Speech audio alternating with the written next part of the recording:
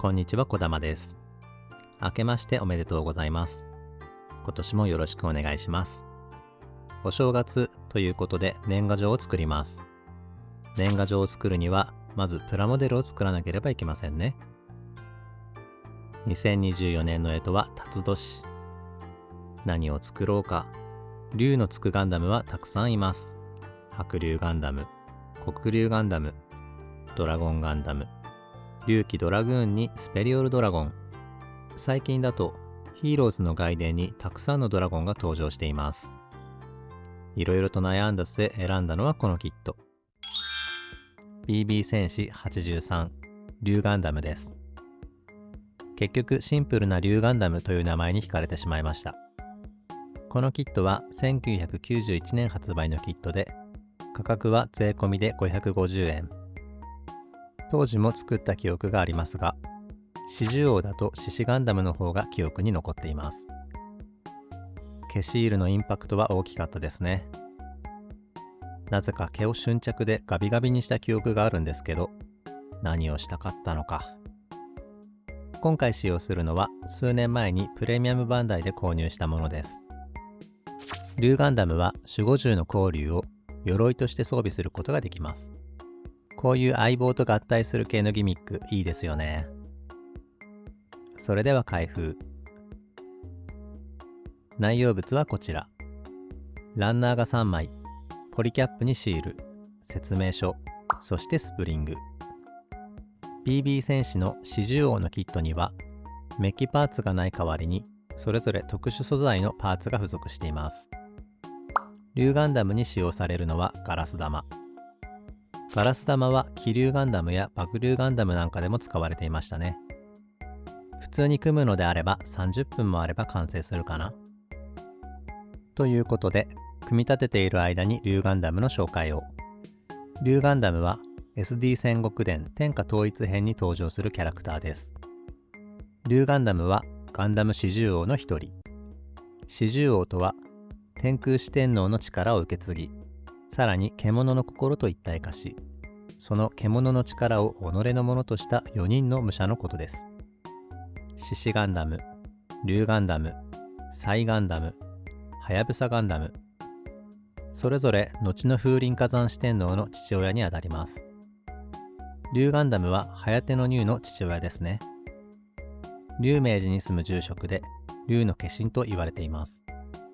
物語では未来から来たネオアレックスと共に黒魔人を倒した初代大将軍が闇の再来に備え、四十王の力を求めて竜明寺を訪れた時に神秘の槍を授けています。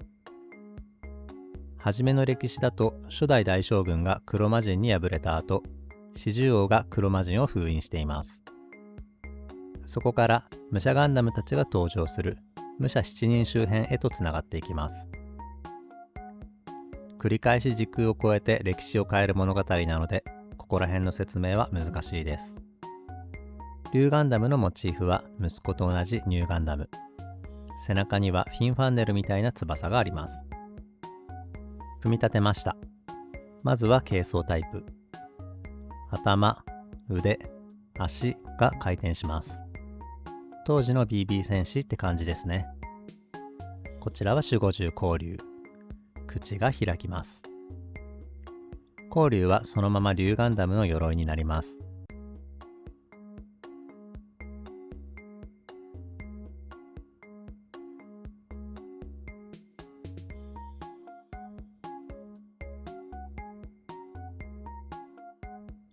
かっこいい。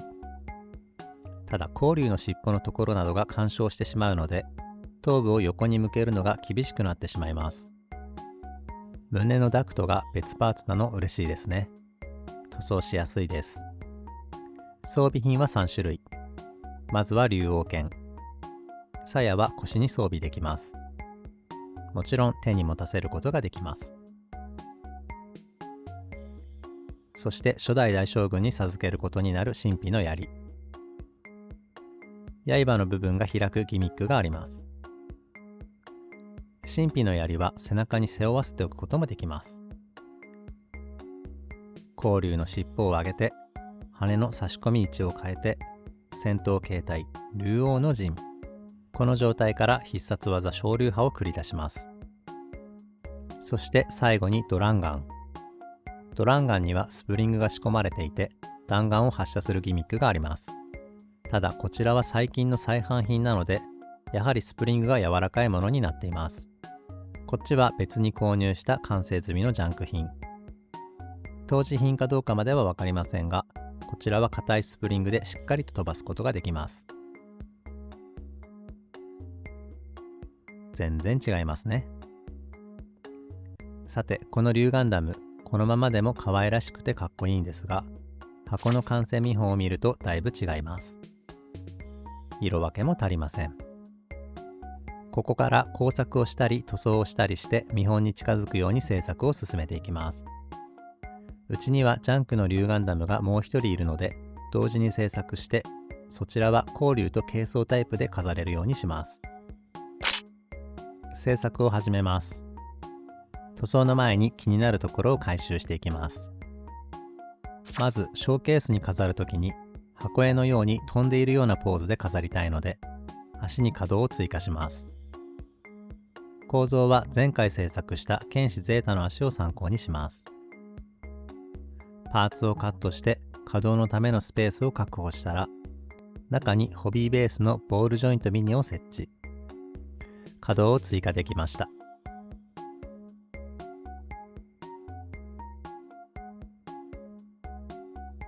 それから安定して立てるように足に重りを設置しておきました。兜の接続が緩く安定しないので、頭部に4ミリのポリキャップを設置します。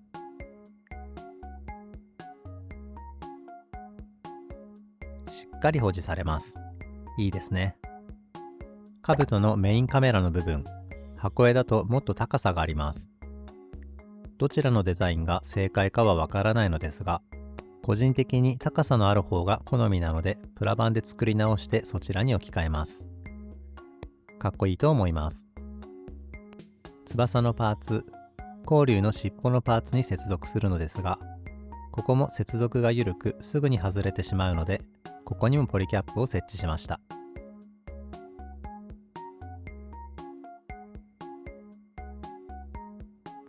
それから周りのスペースはプラ板とエポキシパテで埋めます。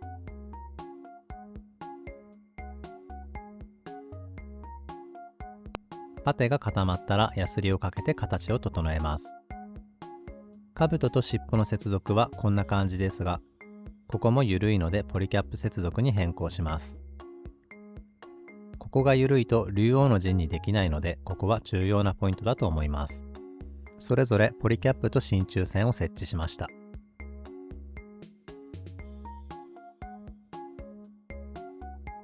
しっかり固定されるようになりましたね。と、ここで肉抜き埋めの修正が必要になりました。尻尾のパーツの形に合わせてパテを整えたのですが、このままだと背中のディテールに干渉してしまいます。左側のように削る必要がありました。これで OK。武器を斜めに構えられるように手首に可動を追加します。手首のところでカットして中にポリキャップを設置しました。手の方のパーツには真鍮線を設置しています。武器をかっこよく斜めに構えられるようになりました。かっこいい。神秘の槍には背中に背負うためのピンがあります。ここは手に持った時にかっこ悪いのでカットしてしまいます。背中に背負う時にはポリキャップを使えば解決です。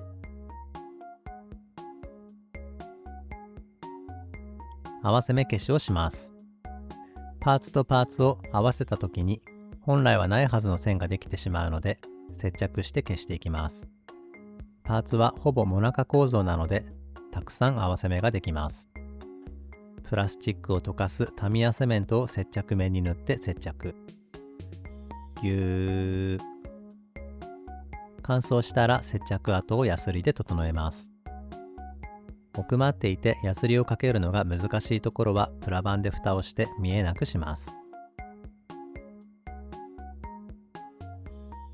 合わせ目を消したところやゲート跡にヤスリをかけて整えたら、パーツを超音波洗浄機で洗浄します。パーツが乾燥したら塗装に入ります。使う塗料はこちら。いつも通り基本はクレオスのラッカー塗料。一部にタミヤのエナメル塗料を使います。エアブラシで塗装をしていきます。まずパテで埋めたところ、白サフで下地の色を整えておきました。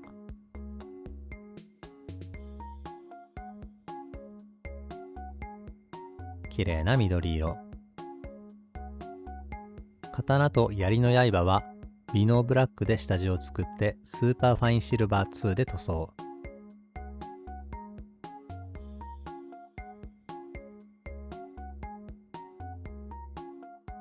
塗装のたびにクリアを吹きつけて塗膜を保護しておきます。これをやらないとマスキングの時に剥がれそうで不安なんですよね。塗り分け箇所はマスキングをして塗り分けます。色を残すところを細かく切ったマスキングテープで保護。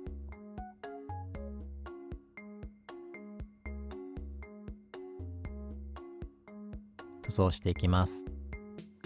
塗り分けは BB 戦士を作るときに避けられないことなので大変ですけど頑張ります。マスキングテープを剥がしてみましょう。 OK。 光龍のお腹は適当に単で塗装。箱の龍を参考にしています。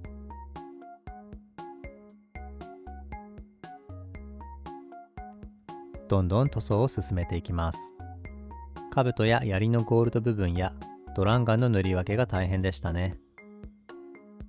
それでも頑張った分だけ成果が目に見えます。どうですか？これは上がりますよね。細かい奥まったところの塗装はエナメル塗料が便利です。エナメル溶剤は下地のラッカー塗料を溶かさないので、はみ出ても後からエナメル塗料だけを拭き取ることができます。エナメル溶剤を含ませた綿棒で拭き取っていきます。簡単にきれいに塗り分けられるので楽しいです。墨入れをします。使うのはタミヤの墨入れ塗料。これも薄められたエナメル塗料です。はみ出たところをエナメル溶剤で拭き取ります。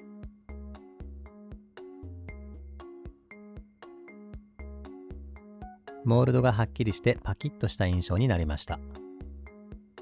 最後にスーパースムースクリアで艶消しにして完成です。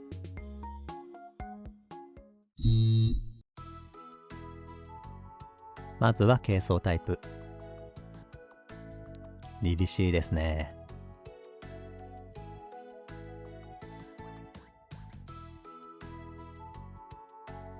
鎧を装備します。おー、かっこいい。竜王剣。塗り分けられた刀はたまりません。陳皮の槍。サイズもあって迫力があります。ドランガン。塗り分け頑張りましたね。再販品と当時品では少し形が違うようです。再販品は弾丸発射レバーの周りにカバーのようなものがあります。誤射しないように配慮されているのかな。そして光龍。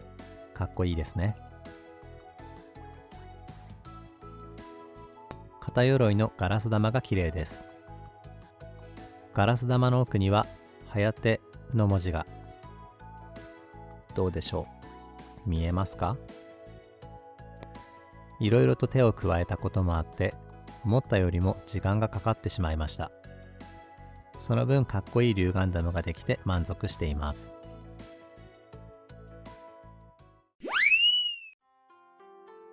それでは年賀状を作りましょう。今回の年賀状のコンセプトは龍ガンダムのお正月というわけでくつろげるお部屋を用意しました。お正月はおやつを食べながらプラモデルを作ってゲームをして漫画を読んでとまったり過ごしたいものです。テーブルや畳はセリアで購入。他の小物は印刷をしたり、パテやプラ板を使って制作したりしました。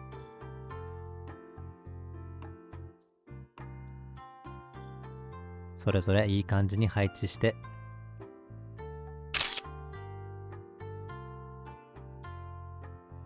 年賀状完成です。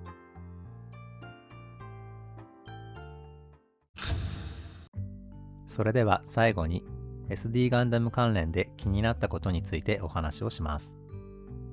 復刊 .com で SD ガンダム戦記が復刊しています。これまで再販されておらず、価格も高騰と手に入れづらくなっていた SD コマンド戦記。この機会にいかがですか？ SD ガンダムクロスシルエットシリーズからはガンダムキャリバーンが発表されています。発売は2024年の6月。水星の魔女ではエアリアル以来の SD キット化です。キャリバーンは主人公スレッタの最終登場機ですね。真っ白な機体が美しいです。これはぜひ作りたいんですけど、その前にエクスタンダードのエアリアルを作らなきゃな。2024年1月26日にエクスタンダードシリーズからライジングフリーダムガンダムが発売しています。映画機動戦士ガンダムシードフリーダムの公開と同時の発売となります。エクスタンダードシリーズは安価でパーツも少なく作りやすいキットです。その分肉抜きが多かったり、パーツでの色分けが少なかったり、武器が薄かったりと気になるところはあるのですが、肘が動きますし、動かしていて楽しいキットでもありますよ。さて、2023年動画を見ていただいた方々ありがとうございました。高評価やコメントなどとても嬉しく制作のモチベーションになっています。2024年もよろしくお願いいたします。それではまたお会いしましょう。こだまでした。